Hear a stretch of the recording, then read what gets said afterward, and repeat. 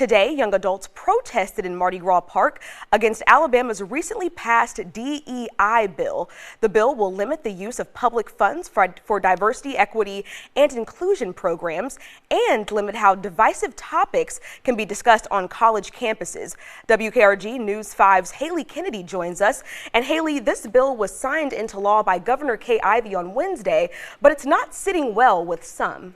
Yeah, Kivia. Now, Governor Kay Ivey says this bill will stop liberal political movements on campuses, but the students I spoke with say at the end of the day, politics have nothing to do with diversity.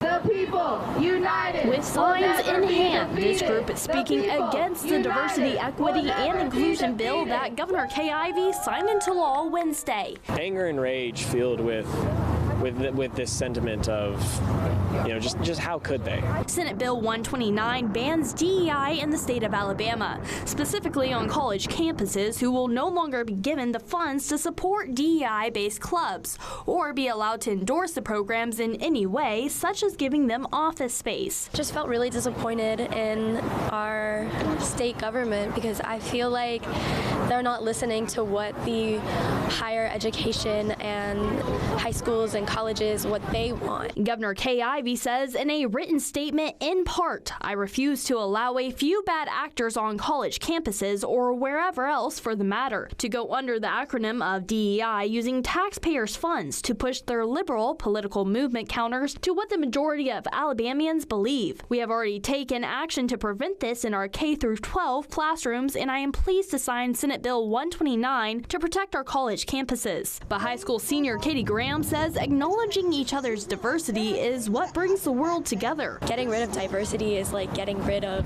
understanding what fundamentally makes everybody unique.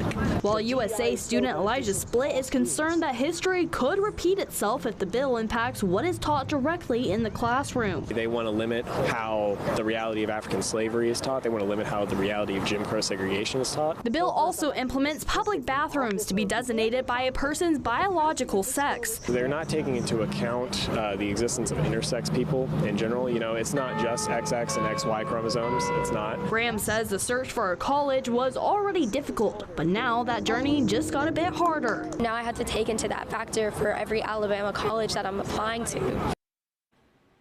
Alabama joins Florida and Texas with this DEI ban law. The bill is expected to take into effect next academic term, and it goes into effect in October. Reporting in the studio, Haley Kennedy, WKRG News 5.